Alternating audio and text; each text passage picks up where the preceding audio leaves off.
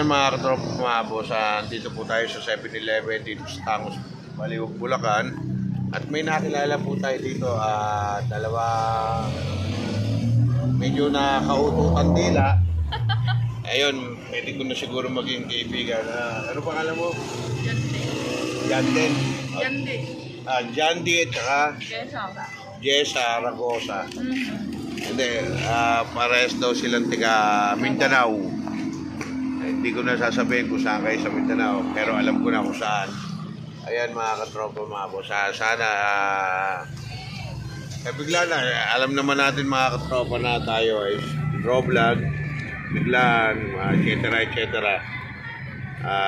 Kaya po ako andi dito. Sa totoo lang mga katropa, bawal na po sa akin inom. Medyo may konting problema lang po. Para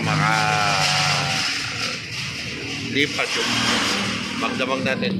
At dito na tayo kila dating mga bagong kaibigan.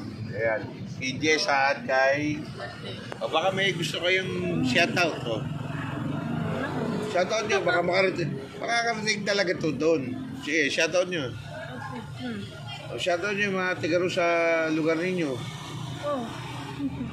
Shoutout po sa pamilya na pamilya. Doon ka tumingin.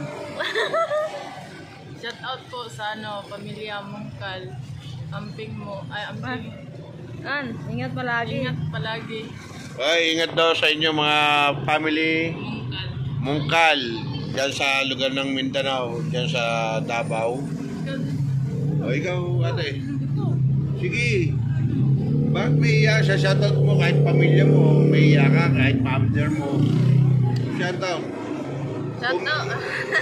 Kahit 2 minutes lang. Shoutout pala sa mama at papa ko dyan sa Mindanao. Alam na dito kayo sa Bulacan? Oo. Ay naman pala mga katropa mga boss. Alam naman pala nila na dito sa nasa Bulacan sila bilang nagtatrabaho po, namamasukan. At kaya sila namasukan. Siyempre, lahat tayo namamasukan para sa pamilya. At para mairaw si kahirapan. Alam natin, tayo pantay-pantay. Pero kung di tayo kakayod, hindi tayo aangat. At di tayo kakain. Ang maangat lang ay kapwa mayayaman. Alam naman natin yan, mga katropa mo. At wala po akong pinariringgan. At wala po akong Ayun mga katropa mga boss. At hanggang dito na lang. At shoutout din po kay Angel B on air, kay kasama RCTV, Rolando Trinidad, sa mga angels dyan sa Angat Bulacan. Especially sa aking best friend na si Tess Lalik Arsenio.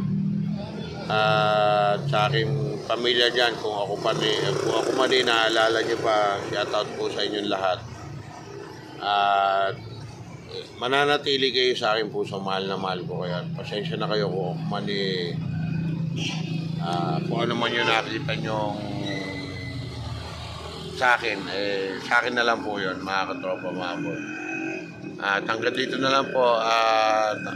Bye bye mga katropa.